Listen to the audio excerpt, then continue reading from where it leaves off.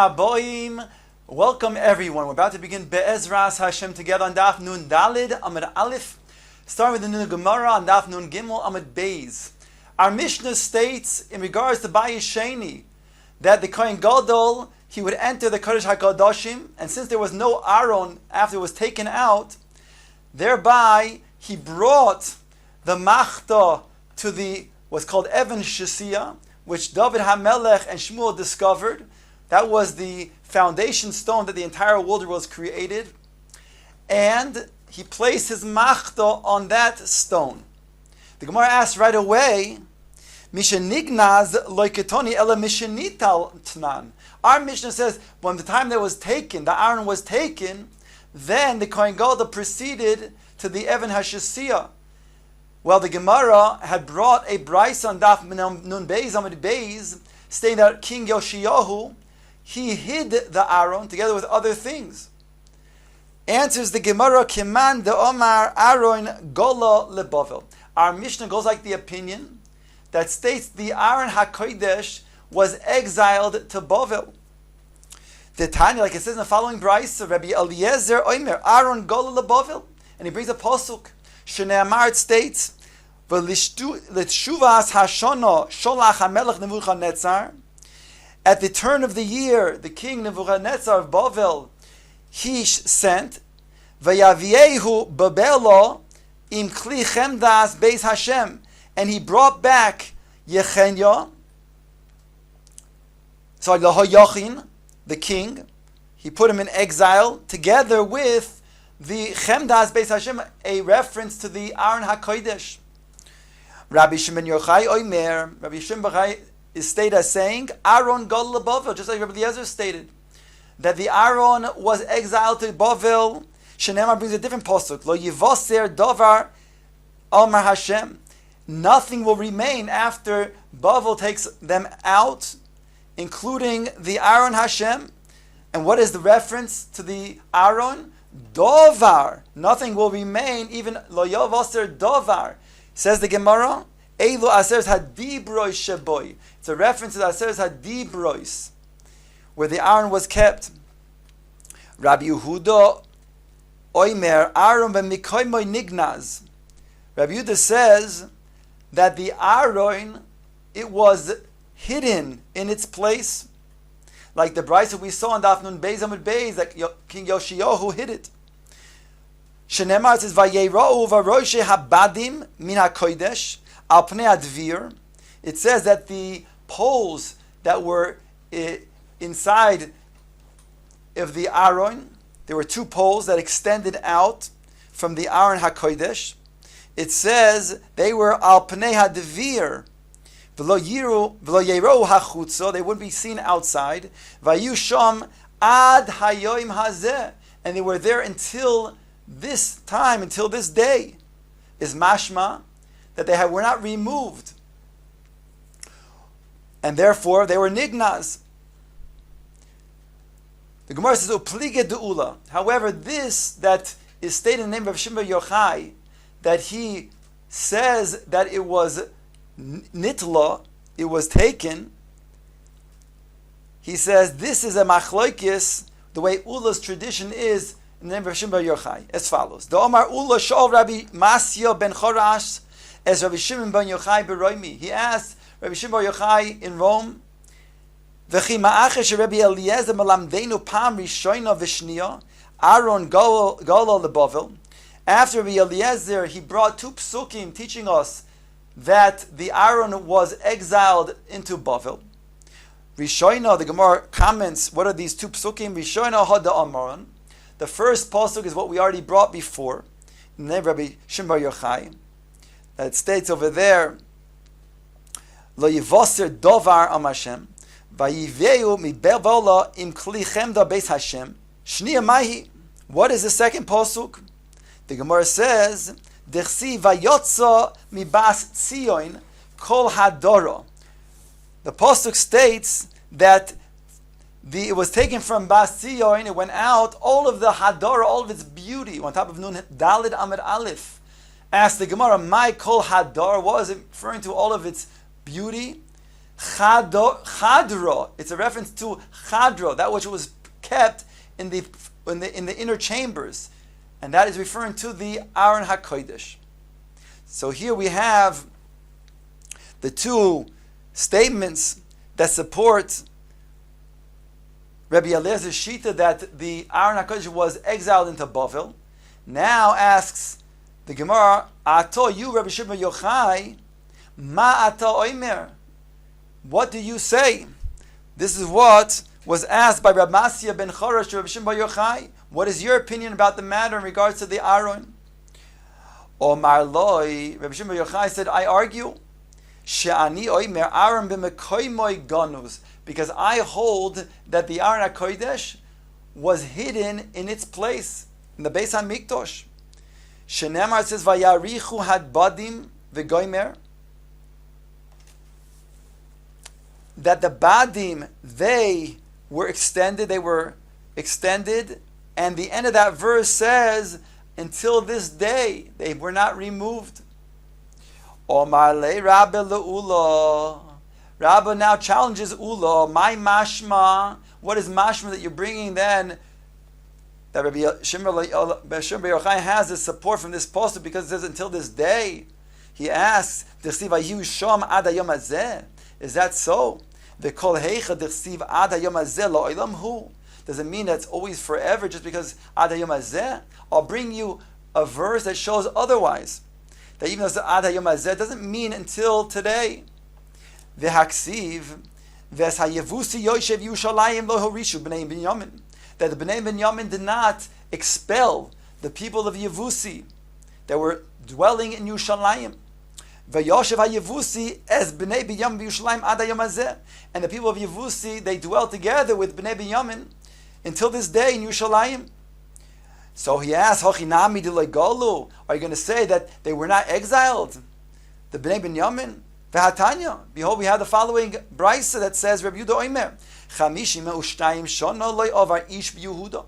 For 52 years, nobody in Yehuda had passed through this land.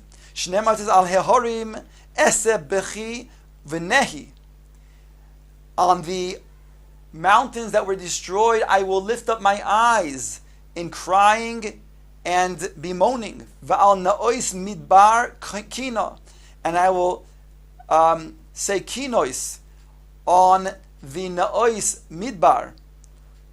Kinitzesu mibli ish oiver, because they have been dried up since nobody passes by. V'lo shamu kol mikne, and you don't hear any noise from the cattle. Me'of hashamayim v'ad behema, not from the birds and all the way up to the behema. Noddu holchu, they went and wandered away. And here the Gemara points out from this pasuk, behema begematria chamshim v'shtayim havu. It's a gematria of 52 years. V'tanya, and it states in the Brisa of Yosi Omer, Sheva shonim niskaimo gofris umelach be'eretz Yisrael. 7 years what endured the sulfur and salt in Eretz Yisrael.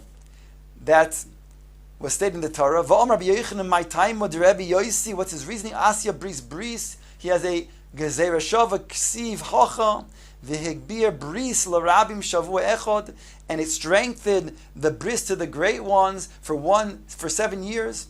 V'ksiv hasam, it says almu al asher ozves bris Hashem l'kei avoisam, because they abandoned the bris Hashem of their forefathers. Omar lei. So therefore, we're left with the question: how could it be that you're saying that Hayom Hazeh means until this day, as if nobody was, as if they weren't exiled? We know that it was desolate for 52 years. Omar lei hocha ksiv sham hasalo ksiv sham. Over there, it's within Sham.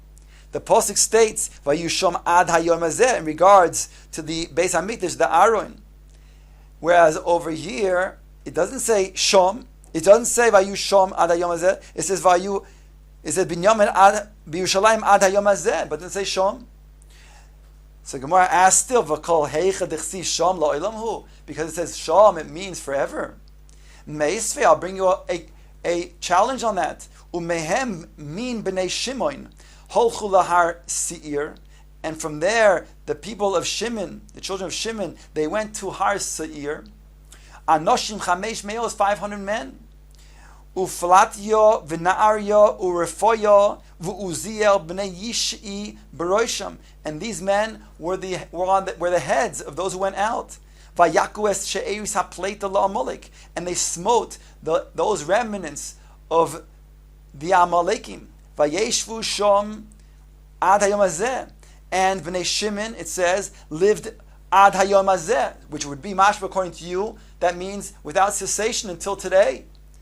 Ukvar Allah Sancherev melech Ashur bilbel kol haaretzos. Yet we know that Sancherev came and he was mebalbil all of the people from all the arotzos, including Bnei Shimon. Shneimar says, "Va'asir gvulos amim." I removed the boundaries of the nations. Sancherev says, "Va'asudoseihem shoiseisi," and I plundered their treasures. So you see clearly that even though it says ad hayom hazeh, and it says even the word shom, vayishu shom ad hayom hazeh, it doesn't mean without cessation. Doesn't mean that it goes until today. The Gemara concludes, Tiyufta, indeed it is a refutation that Ula does not have a proof from you. Now, it doesn't mean to say that the Shita is incorrect. It doesn't mean to say that there's no Shita that we have that says that the Aaron was Nignaz. For sure, we do have a Shita, it's in the Braisa. But there's no support from this Pasuk that says, Vayushom ad hayoim hazeh. Rav Nachman said, Tano, V'chachomim oimrim aron belishkaz dir ha'etzim hayagonus. Rav Nachman says, I have a Braisa that states that the Chachamim held that the Aron HaKodesh was nignaz in the what's called the lishkaz dir ha'etzim, where they would keep the wood in this chamber in the Beis HaMikdash. That's where the Aron HaKodesh was nignaz. Omer Rav Nachman bar Yitzchok, Af ananami tanina. We also learn this. It states, Maisei bekoin echot shayim misasek. There's a story taking place about a kohen who was misasik. Now Rashi points out misasik here means betil v'schoik. He acted improperly. V'ro ritzba mishuna mechavroisel. He saw that the flooring was uneven in a certain place in the Beis HaMikdash over there. Uba v'hoidia es chaveiroi. And he came and he wanted to then tell his friend about what he had saw. And he was not able to show his friend this place, which would be a hidden place, ultimately where the Aaron was hidden, until he died at that time, before even showing his friend. They knew with clarity that that's where the place of the Aaron was ganuz, and therefore it was kept quiet. The Gemara asks, "My hava Ovid, what did he do that indeed caused him to die, to perish? After all, he just noticed that there was some uneven flooring. Amar Rabbi Yechel boy misasek v'kardu moy haya." He was misasek, that we pointed out before in Rashi. He acted inappropriately there in the Beis HaMikdash with his kardoim. Tani Rabbi Yishmael, it's taught in the Beis HaMedrash, Rabbi Yishmael, the following: Shnei kohanim balei mumin hayu matlim be'etzim. There were two balei mumin who were taking out the worms of the eitzim. Since they were balei mumin, they couldn't do the regular avoida, but they were able to then take out the worms from the eitzim. There in the lishkaz dira eitzim, v'nishmata karduma shel echad mehem, and one of their axes fell out from his hand. It slipped from his hand. V'nafla shom v'yotze eish v'achal chalatu, and the kardoim fell in that place where the Aaron HaKodesh was nignaz, and it was consumed.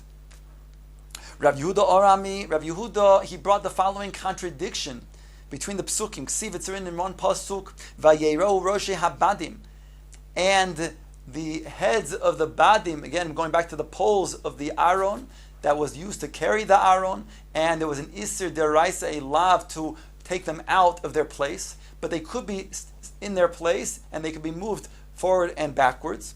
It states in the pasuk Vayero Roshi Abadim. On the one hand, it says in the pasuk that the heads of these badim were seen. And yet it says V'lo Yero Hachutza. The next part of the pasuk says, and they could not be seen outside. Haketzad, how can this be? Asks the Gemara. Nirin ve'ein nirin. They appear and they did not appear.